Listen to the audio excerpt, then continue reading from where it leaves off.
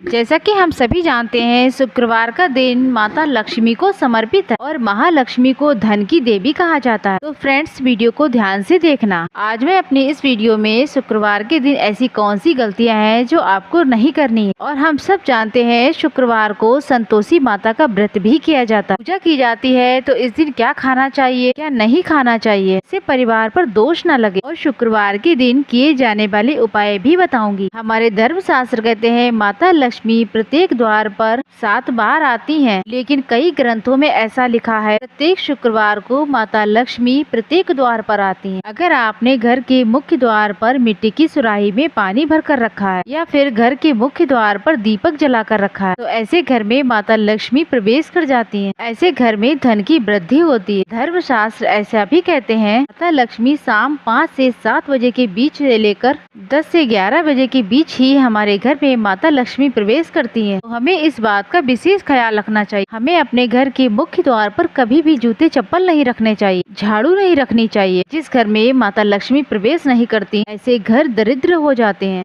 जी हाँ, ऐसे घर में उनकी बड़ी बहन दरिद्रता प्रवेश करती। आपने जरूर देखा होगा सभी मनुष्य अपने घर के मुख्य द्वार पर नींबू और हरी मिर्च टांग करके आखिर क्यों रखते हैं? इसको टांगने का कारण है, जिस घर के द्वार पर नींबू और हरी मिर्च टंगी होती, उस घर में माता लक्ष्मी की बहन दरिद्रता प्रवेश नहीं करती, क्योंकि दरिद्रता देवी की मुख्य आहार यहाँ पर नींबू और मिर्ची है। ऐसा भी कहा जाता है फ्रिज में कभी एक साथ नींबू और मिर्च नहीं रखने चाहिए। इस घर के फ्रिज में एक साथ नींबू और मिर्च रखे जाते हैं, वह घर देखते ही देखते कंगाल हो जाता है। उस घर में धन का अभाव होने लगता है। जिस घर में दरिद्रता आ जाती है, उस घर में दुख और तकलीफ हमेशा बनी रहती है, क्योंकि दरिद्रता देवी के साथ में दुख और तकलीफ दोनों उनके साथ में चलते हैं, उनके सेवक हैं। अगर आप चाहते हैं आपके घर में माता लक्ष्मी प्रवेश कर जाएं, आप भी धन वैभव से परिपूर्ण बने रहें, वीडियो को पूरा जरूर देखिएगा। अगर आपने अभी तक वीडियो को लाइक नहीं किया तो प्लीज कीजिए और चैनल को सब्सक्राइब भी कीजिए। धर्मशास्त्र कहते हैं शुक्रवार की रात को अष्टलक्ष्मी का पूजन जरूर करना चाहिए। इनके समक्ष धूप बत्ती जलानी चाहिए, गुलाब के फूल अर्पित करने चाहिए। अगर आप शुक्रवार के दिन यहाँ पर गुलाब के फूल में इत्र लगाकर माता लक्ष्मी को अर्पित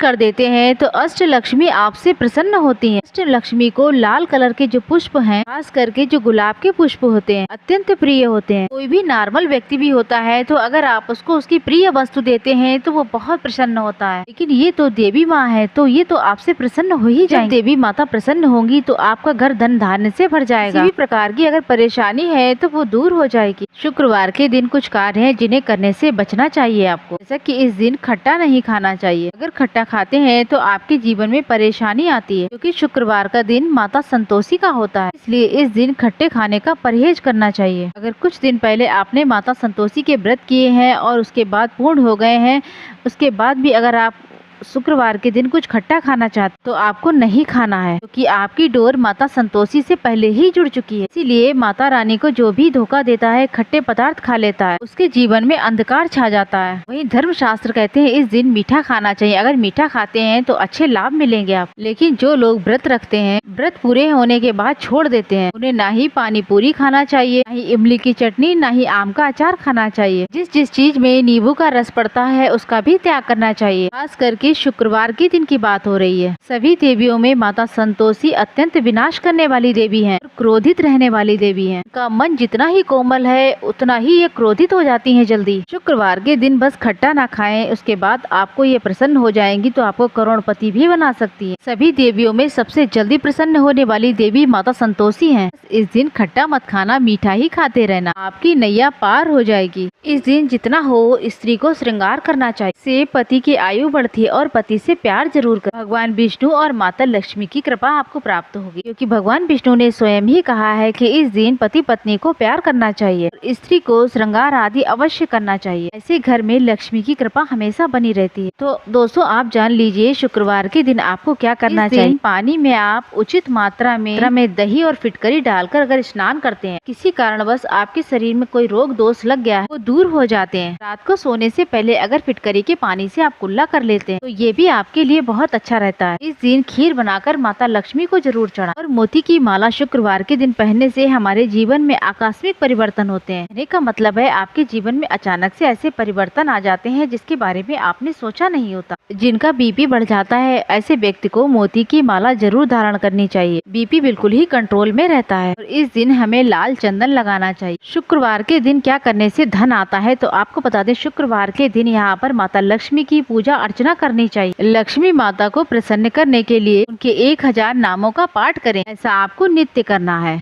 प्रत्येक शुक्रवार को अगर आप श्री सूक्त का पाठ करते हैं, हम आपको बता दें ऐसा करने के बाद आपकी गरीबी ऐसे गायब हो जाएगी कि आप भी हैरान हो जाएंगे।